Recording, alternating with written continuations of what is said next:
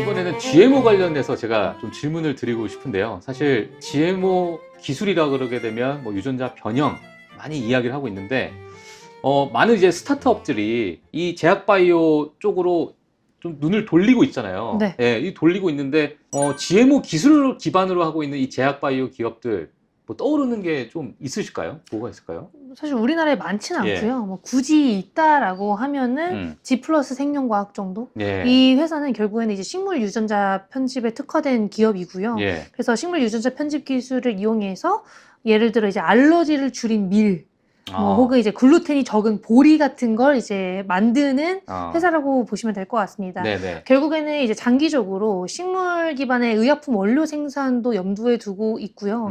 이제 GMO 작물 개발을 하는 기업 중에서는 이제 뭐 그나마 이제 대표적이다라고 보시면 될 것 같고 해외 기업들은 되게 많아요. 이 GMO라는 기술 안에 또 이제 뭐 나라마다 규제가 다르겠지만 네네. 크리스퍼 유전자 가위 기술이 포함이 되는 경우에는 예, 맞아요. 이제 유전자 가위를 활용한 기업들, 뭐 크리스퍼 테라퓨틱스, 뭐 인텔리아 테라퓨틱스, 이 에디타스 이런 회사들이 다 또 포함이 될 수 있겠고요. 예, 예. 이런 기업들은 크리스퍼 치료제 기업으로서 유전자 편집 기술을 보유하고 있는 기업들이라고 보시면 됩니다. 그걸로 결국에는 우리가 아직 치료를 하지 못한 그런 희귀 질환에 대한 유전자를 편집해서 치료제를 만드는 것. 예. 그게 결국에는 이 기업들의 목표고, 그렇기 때문에 아직까지는 완전 희귀 질환에밖에 못 쓰고 있습니다. 이제 좀 시장성이 큰 질환에서 이걸 활용을 하기에는 아직은 상용화된 기술이나 상용화된 의약품이 많지 않기 때문에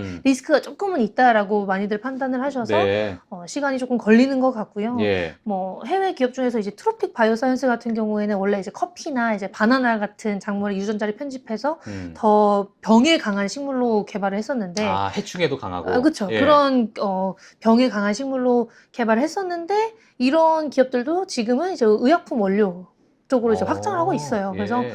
뭐 GMO라는 큰 틀에서 예. 뭐 식물에서 이제 다들 뭐 의약품으로도 넘어가고 이런 원료 쪽으로도 넘어가고 예. 그런 게 요즘에는 트렌드인 것 같습니다. 근데 그런 GMO 기업들이 사실상 지금 방금 말씀하신 여러 가지 기술적인 부분도 좀 있지만 네. 이러한 기업들도 이제 돈을 벌어야 또 계속 그쵸. 유지를 할 수 있잖아요. 네. 근데 이런 GMO 기업들이 주로 어떤 방식으로 좀 수익을 내는지가 그렇죠. 궁금한데 이것도 마찬가지로 기술 이전이나 네. 뭐 이런 쪽으로 수익을 내나요? 어떻게 내나요? 그래서 대부분 돈을 잘 못 버는 기업들이죠. 아. 대부분 다 돈을 많이 못 버는 기업들이고 오히려 이제 기술 수출, 예. 기술 이전 계약을 체결해서 그로 인해서 뭐 성급금, 계약금, 마일스톤을 받는다든지 예. 혹은 연구개발 서비스 대신 이제 이 GMO를 해준다든지 이런 방식을 통해서도 예. 돈을 벌 수 있고요. 아니면 이제 특허료로 예. 내 기술을 너네가 쓰게 해줄게. 이런 식으로 이제 특허료를 받는 그런 수익금이 있습니다. 그래서 다양한 방식으로 돈을 벌 수 있고요. 예, 예. 뭐 지금 당장 돈을 많이 번다기보다는 이걸 활용한 기술을 접목시킨 것들이 상용화가 많이 될수록 이제 돈을 많이 벌 수 있는 구조겠죠. 그래서 아직까지는 대부분 이제 돈을 많이 벌기는 조금 어렵지 않나 예. 그렇게 생각을 하고 있고, 그래도 이제 빅파마들 뭐 바이엘 같은 경우에도 몬산토 같은 기업을 인수하면서 아니면 이제 신젠타 같은 기업도 어쨌든 자체적으로 계속해서 진행을 하고 있기 때문에 예. 이런 기업들은 결국에는 조금 종자 자체에 유전자 특허가 묶여 있다라고 하거든요. 그래서 이런 기업들이 상용화 시킨 거를 이제 많이들 쓰게 되면 당연히 이들도 돈을 많이 벌 수 있겠다, 그렇게 보시면 될 것 같습니다. 근데 이 유전자 변형 같은 경우에는 사실 처음에 있었던, 만약에 예를 들면 큰 대기업들이 먼저 손을 댔기 때문에 네. 후발주자들이 들어가기가 정말 힘들 것 같다라는 저는 생각이 좀 들거든요. 음. 이게 진입 장벽이 좀 높고 네. 뭐 특허나 이런 것들 네, 때문에 네. 워낙 이게 견고하게 이제 뭐라 할까요? 이게 뭐 장애물을 이렇게 쳐놨으니까. 뭐 그런 것들을 봤을 때는 앞으로 이 산업 자체가 그냥 대기업 쪽 중심으로 좀 흘러가지 않을까 이렇게 좀 생각이 드는데 작가님은 뭐 어떻게 보고 계세요? 근데 이 특허들은 대부분 다 바이오텍들이 갖고 있어요. 바이오텍들이 갖고 예. 있거나 아니면 이제 유전자 가위도 뭐 1세대, 2세대, 3세대 뭐 이렇게 있거든요. 뭐 징크핑거가 뭐 2세대라고 하면은 뭐 최근에나 뭐 크리스퍼 캐스9이 뭐 3세대다 뭐 이런 얘기들이 있는데 그런 만큼 유전자 가위도 그냥 예. 유전자 편집 기술도 예. 계속 발전을 하기 때문에 특허가 계속 다른 회사에 있는 거예요. 특허는 지금 당장은 이 회사에 있다고 하더라도 그 다음 세대는 이제 다른 회사가 또 만든다. 뭐 이렇게 보시면은 예. 시장성이 뭐 당연히 뭐 한계가 있다라고 보신다기보다는 예. 계속해서 다른 회사가 혹은 다른 연구소가 혹은 다른 사람이 개발을 다른 방식으로 했을 때 추가적인 시장성을 또 확보할 수 우리는 있다. 확보할 수 있다라고 음. 보시면 될 것 같습니다. 예. 자, 그러면 GMO 사업에서 가장 큰 위험 요소는 뭡니까? 우리가 규제죠. 네. 규제. 네. 규제예요? 어찌됐든 뭐 정책이나 법적 규제가 있잖아요. 이게 뭐 유전자를 뭐 어떻게 한다라는 것 자체가 약간 거부감이 있을 수 약간 있으니까. 그렇죠. 예. 거부감도 있을 수 있고 예. 약간 굳이라는 생각이 있을 수 있기 때문에 그런 것들이 뭐 일반 사람들의 인식도 뭐 한몫할 거고 혹은 이제 나라별로 규제가 어떠냐 또 다 다르거든요. 그래서 그런 것들도 뭐 조금 영향을 받을 것 같아요. 규제가 가장 큰 위험 요소다 이렇게 좀 생각을 하고 계시고. 자, 그러면은 이제 앞으로 뭐 만약에 GMO 분야가 더 활성화가 된다면 네. 우리가 물론 지금도 알게 모르게 많은 GMO의 영향을 좀 받고 있긴 하지만 네.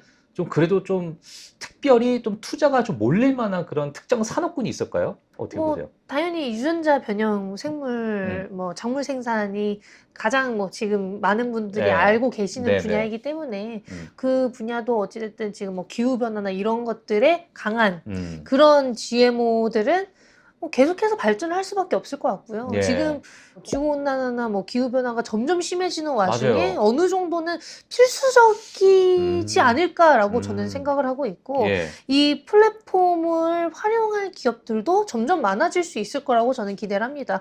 어찌됐든 뭐 이런 작물 시장이라고 봤을 때 의약품이랑 크게 다르지 않을 수 있을 것 같거든요. 예. 소비하는 정도가 정말 크기 때문에. 그래서 그런 걸 고려하면은 이 분야에 뭐 투자가 집중이 될 가능성이 높고 더 나아가서는 합성 생물학 쪽, 그러니까 세포를 좀 공장처럼 설계를 하는 기술이라고 할 수 있는데 세포 안에 있는 이제 유전자를 편집해서 그걸 이제 뭐 백신이나 단백질 혹은 뭐 효소까지 그런데 유용한 물질을 만들게 할 수 있는 기술 정도. 어쨌든 그것도 예. 우리가 편집을 하는 거잖아요. 예, 그래서 예. GMO의 일부분이라고 할 수 있다라고 저는 생각을 해서 그런 것들도 결국에는 이제 세포 자체를 우리가 미니 공장처럼 좀 바꿀 수 있는 걸로 활용을 한다면 정말 좋은 뭐 백신이나 예. 물질이 나올 수 있지 않을까 또 저는 기대를 하고 있습니다. 예, 알겠습니다. 자, 그러면은 사실 이 GMO 분야에서도 마찬가지로 국내 기업들에게도 관심이 있을 것 같아요. 네, 맞습니다. 우리나라 뭐 대기업들, 뭐 어느 대기업들이 이 부분에 좀 투자를 하고 있나요, 지금? 좀 관심을 많이 갖고 있는 기업이 이제 SK라고 할 수 SK? 있는데요. 예. 네, SK 같은 경우에는 미국의 진코 바이오웍스에 몇 수천억 원 정도를 투자를 했습니다. 이 진코 바이오웍스의 경우에도 예. 이제 화학 공정 대신에 전통적인 화학 공정 대신에 세포가 이제 약이나 원료를 만들 수 있게 해주는 그런 앞서 말씀드린 합성 생물학을 하고 있는 기업인데요. 네네. 이쪽에 정말 투자를 많이 했기 때문에 아무래도 대기업 중에서는 좀 관심을 많이 갖고 보고 있는 기업이지 않을까 싶습니다. 예. 그리고 실제로 뭐 조금 다른 얘기긴 하지만 우리가 기후변화 때문에 이런 작물 생산으로 좀 고충을 겪을 수 있잖아요, 나중에는. 그렇죠. 그래서 그런 것들을 고려했을 때 오히려 이제 뭐 배양육이라든지 이런 GMO 쪽이라든지 이런 쪽에 투자를 많이 하는 걸로 알고 있습니다. 예. 그러니까 지금 사실 그 GMO에 관련해서도 국내에서도 뭐 많이 뭐 진행을 하고 있고 투자를 많이 하고 있는데 지금 해외에서도 사실 이 부분에 대해서 많이 투자를 하고 있는 상황이니까 네. 앞으로 지금 작가님이 보셨을 때는 기후변화에 따라서 가장 각광받을 수밖에 없는, 그러니까 우리 기후변화가 있으면 여러 뭐 청정이나 그린 에너지에 관련된 이야기도 있지만 맞아요. 이 기후변화에 따라서 우리가 맞닥뜨려야 할 수밖에 없는 산업은 이 GMO 산업이다라고 또 보고 계신 거예요? 그렇죠. 예. 그리고 그 기업들의 수익의 중심은 이제 종자 판매도 될 수 종자 판매. 있겠구나 예. 그렇게 생각을 하고 있습니다. 예. 어찌됐든 뭐 우리가 나중에 지금 당장은 아니라고 하더라도 그걸 다 맞닥뜨릴 테니까 예. 그런 것들에 대한 대비를 많은 기업들이 하고 있고 뭐 말씀드렸다시피 아까 빅파마인 바이엘도 GMO 기업을 인수한 만큼 예. 이렇게 투자를 유독 더 많이 하고 있는 기업들이 실제로 존재합니다. 예, 알겠습니다.